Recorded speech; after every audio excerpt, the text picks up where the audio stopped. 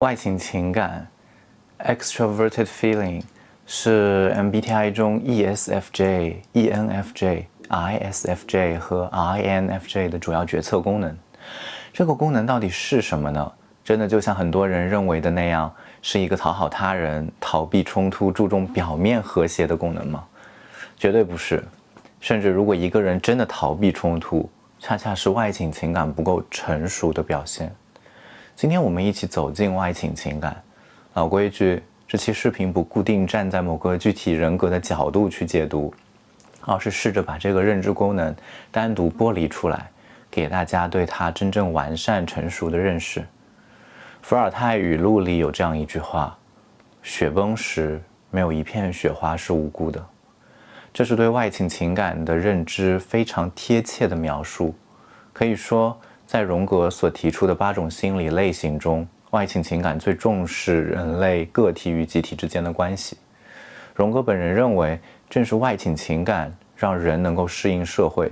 甚至正是外倾情感让人类成为了文明的人类。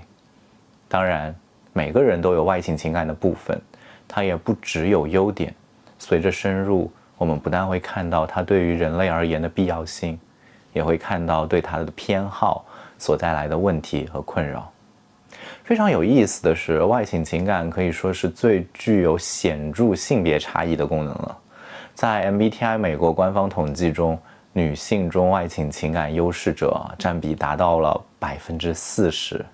而男性中仅为17%。到底是社会对女性的固有认知导致了这样的结果，还是女性中外倾情感的高占比带来了社会对女性的某种固有认知呢？还是说这是这两者互相的作用？欢迎大家看完视频也可以有一些讨论，很好奇听到大家自己的想法。那外倾情感到底是什么？和刻板印象里的讨好和柔弱不同，实际上它是一个非常理性的决策过程。它描述的是一个人下定决心做出判断的标准，而且是条理分明的标准。而这个标准的最终目的，用最简单的话来概括，就是确保自己与外界他人的和谐关系。对外倾情感而言，社会是人与人彼此依靠的社会。有句话说得好，人不为己，天诛地灭。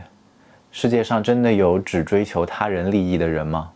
也许没有，但世界上也没有任何一个集体可以依靠着每个人追求自己的最大利益而延续下去。外倾情感的本质是他对于人与人之间的关系有更大的兴趣，也更自然、更容易地得到更深的见解。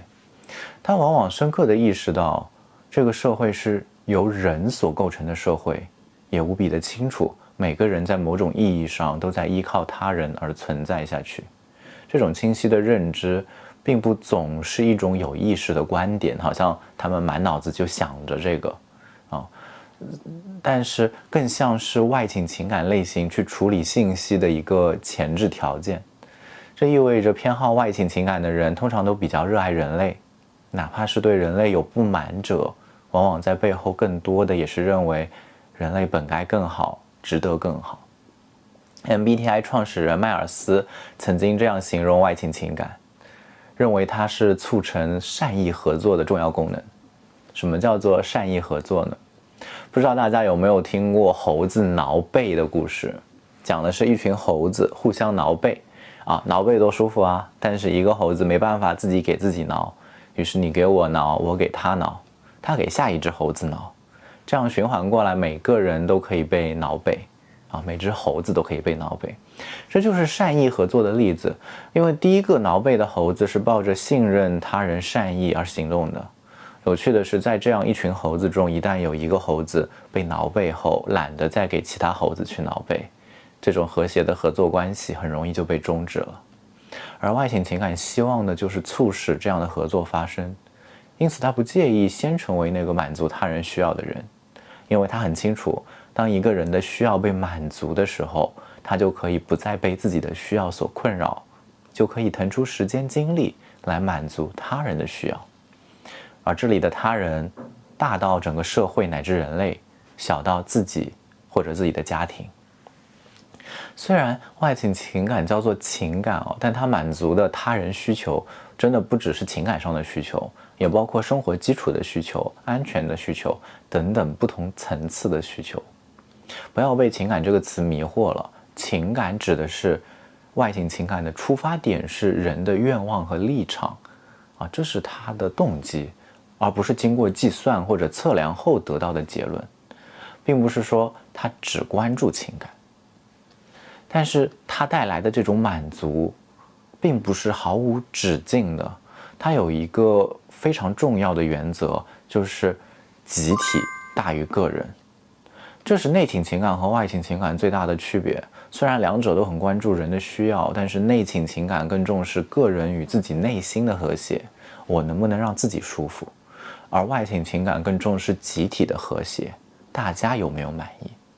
这意味着对于外倾情感而言，它对于人的在意和关注丝毫不比内倾情感低，但是个人对于自身的关注，在他的眼里可以很重要，但是不应该成为集体的绊脚石，因为他更能意识到，当一个人把自己的需求置于整个集体之上的时候，最后会如何像多米诺骨牌那样，导致每个人都很难受。不过非常有意思的是，对外倾情感而言，一个人的个人需求到底要到了一个怎么样的程度才算是置于集体之上呢？这个界限的划分呢，是非常模糊，甚至有一些艺术性的，极大程度上依赖他所处的社群传统和一些约定俗成的社交规范。比如一个学生因为自己不会而举手问老师，这是耽误大家的时间。但是对外倾情感来说，这是否算是把个人的需求置于集体之上呢？这是否合理应该去做呢？其实根据不同集体的不同理解，它的标准是有所变化的，并没有什么固定的条件和公理。可以理解为外倾情感会根据自己对集体的捕捉来模拟一个集体的投票，看看这是否真的是大势所趋，真的能被大家所接纳。这一切都会发生在电光火石之间，就甚至在无意识里。当然，这不意味着外倾情感100%就很明确知道集体的标准，只是相比于其他认知功能而言，它对此有更大的兴趣，更自然地把注意力投入到这些方面，它当然也更容易理解集体的需求到底是什么。这是外倾情感容易给人变色龙印象的主要原因。但如果你粗暴地把外倾情感的这个特点总结为盲从或者没有主见，是非常肤浅的，因为它根本就不盲目，只是集体的立场对他而言是如此的清晰可见，他很明白在这个标准下什么是被允许的，什么是越界的。很多时候外倾情感类型的人在一个人独处做一些跟人无关的事情的时候，反而很少有特别激烈的情感波动，因为外倾情感所感受到的状态有很大一部分是对于周围他人状态的映射。说得通俗一点，他们就像一面镜子，当镜子感受不好的时候，往往意味着照镜子的周围的人感受不太好。当外倾情感不够成熟，或者处于一个人相对劣势的功能的时候，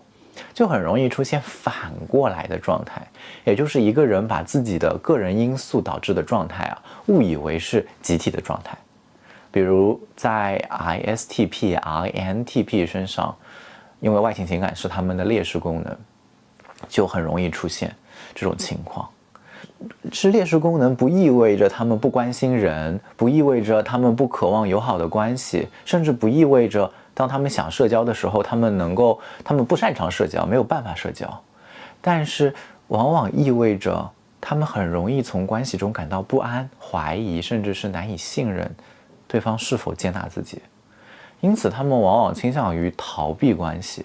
但是很多这种对于关系的糟糕感受，仅仅是他们自己个人的视角，是劣势外倾情感的一种体现。很多 MBTI 爱好者对外倾情感最大的误会，就是把它和在意关系画上了等号，把它当成是一种愿意为了表面的关系而妥协的功能。但大家一定要分清楚的是，追求和谐不等于逃避冲突外倾情感不是一个破罐子破摔，只要关系没出问题，就尽可能避免麻烦的功能。顺带一提，为了避免麻烦而快速做出表面工作，很多时候反而是外倾感觉 SE 的临场发挥啊。当然这里就不展开了。外倾情感是一个决策功能，是一个希望带来确定秩序的功能。也就是说，真正偏好外倾情感的人，通常所做的不是逃避冲突，或是出于无奈不情愿地做出让步妥协啊。真正偏好外倾情感的人，通常会主动地创造、协调友好和谐的关系。说的直接一点，如果你是真正意义上的社恐啊，我指的不是病症程度的社恐，因为那个跟人格已经没有太大关系了，而是你真的很不喜欢社交，很害怕社交，不只是口头说说，那你大概率不会是外倾情感类型的人。顶多啊，对于 INFJ、ISFJ 这样又是内向又是外倾情感的人来说，社交可能是很愉快，但是又很消耗的复杂体验。因为外倾情感追求和谐关系的根本原因是他享受这种关系啊，他享受和人的连结，而不是害怕冲突、害怕矛盾。举一个书中典型外倾情感类型的例子，一个老师在假期独自批改作业而感到缺乏和人的互动，于是开始挨个拜访其他在假期中的老师，并且乐此不疲，从中获得了很多乐趣和能量。在市面上对于外倾情感的批判，比如说虚伪，比如说只会迎合他人，几乎都是对于幼稚或者劣势的外倾情感的批判。优势的外倾情感非常的追求坦诚，甚至很多时候容易过度坦诚，通过分享很多自己个人的信息来和他人建立连接。我完全可以看到一个外倾情感类型的人，可能上了出租车后和司机聊起来自己的生活，聊起来自己要去的目的地，他们会主动的释放和谐友好的信号，就好像前面提到的故事中愿意第一个去替别人挠背的那只猴子。因为外倾情感所追求的是带给他人满足，而不是让他人对自己无可指摘。那种明显的表面工作，在外倾情感看起来其实没有任何的意义。当然，外倾情感类型的人可能非常讨厌冲突，或者说他们真的很讨厌冲突，但是他们没有那么害怕冲突，相反，他们更容易得心应手的去处理冲突。这种得心应手并不是能力上的，而是心理能量上的。夸张点说，解决冲突对他们来说的心理能量的消耗，就像打个响指不怎么消耗能量的。这和那些认为自己有能力处理冲突，但是因为处理起来很麻烦所以不做的人，其实形成了对比。甚至外倾情感类型的人有时候会为了更紧密的连接、更加和谐的关系而刻意去制造冲突。是的，你没听错，外倾情感制造冲突。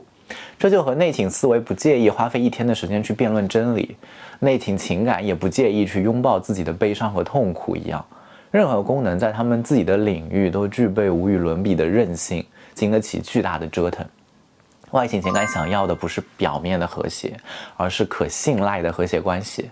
当一个人对于处理冲突和矛盾，对于满足他人的需求感觉非常的自然、轻松、得心应手的时候，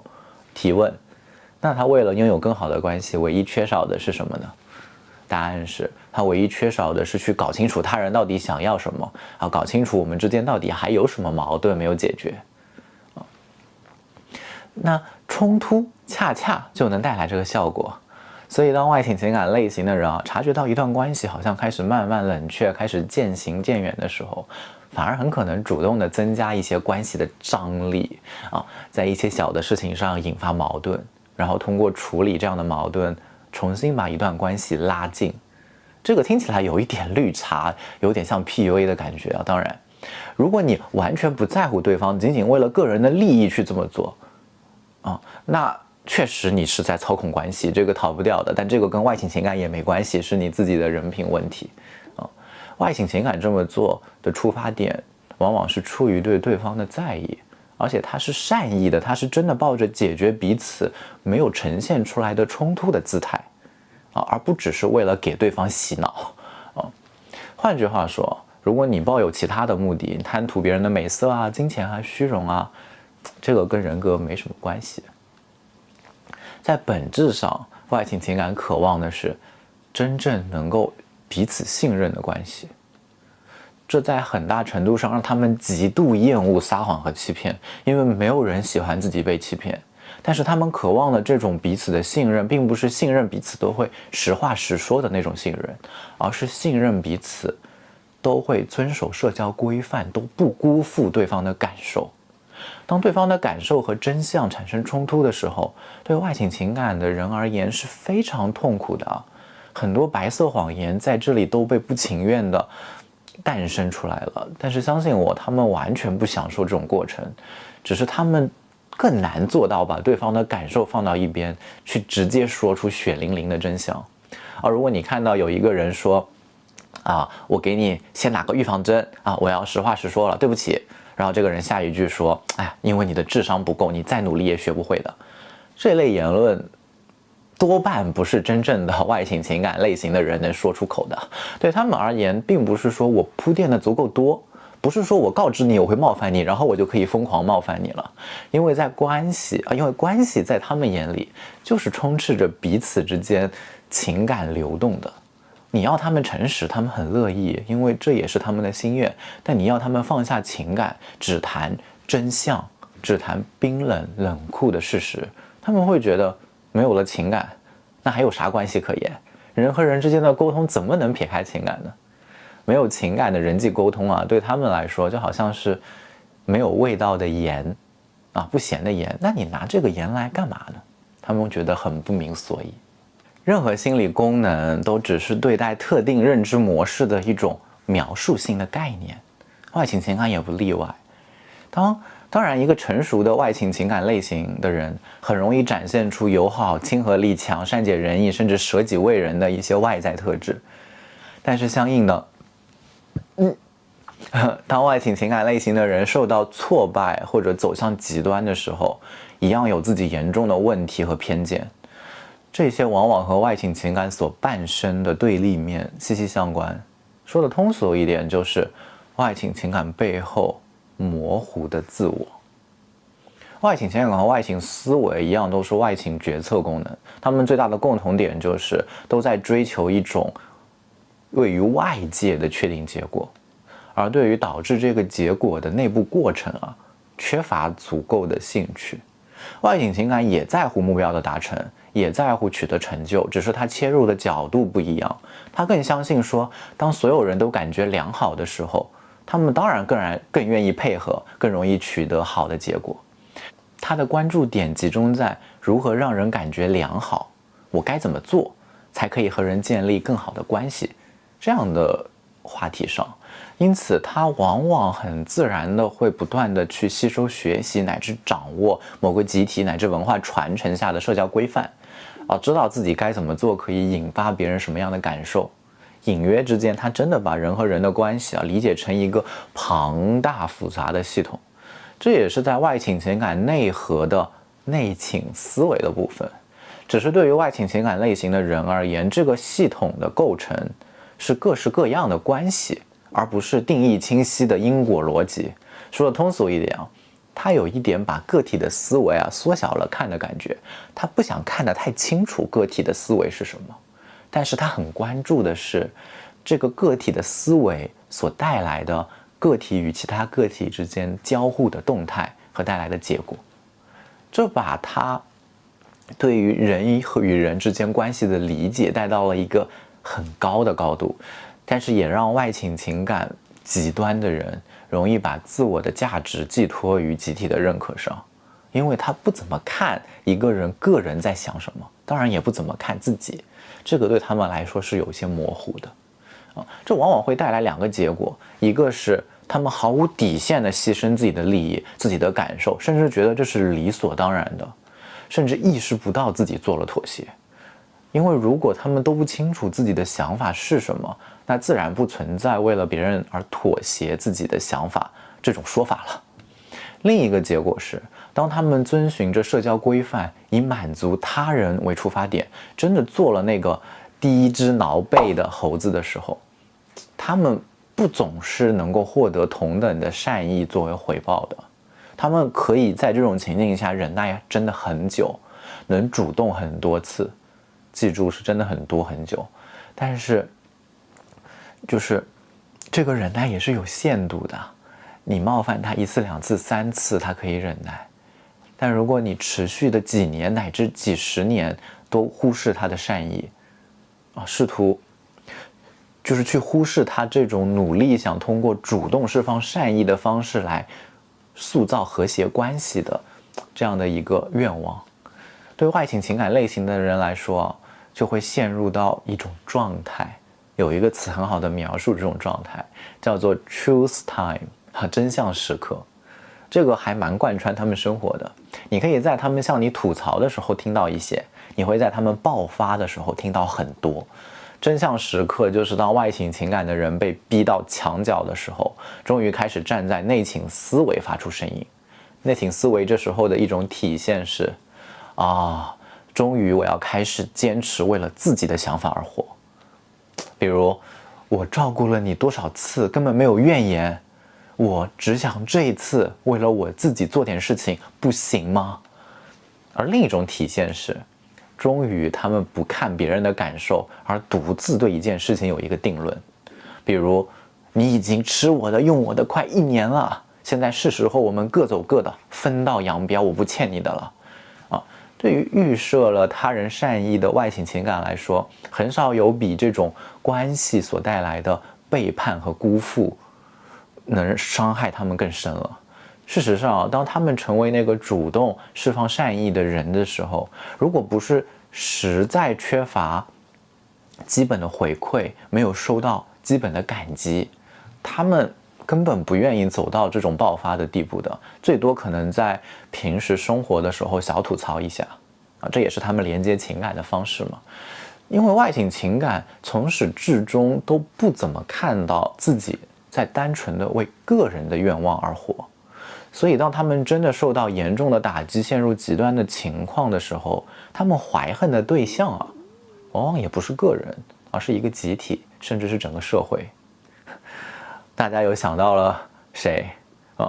但是千万不要把极端情况和日常生活搞混。平时的满足他人和他人连结，对外倾情感而言真的是很高的享受，让他们很开心。不是很多人以为的那样，他们表面不说，心里不断的计较对于外倾情感的基础内容我们就到这里，如果这期有帮助的话呢，欢迎支持转发一下，谢谢。还有最后一期外倾思维，荣格的8种心理类型的基本解读就完结了。之后希望我做的内容大家也可以在评论区稍微提点我，谢谢大家，我们下期不见不散，拜拜。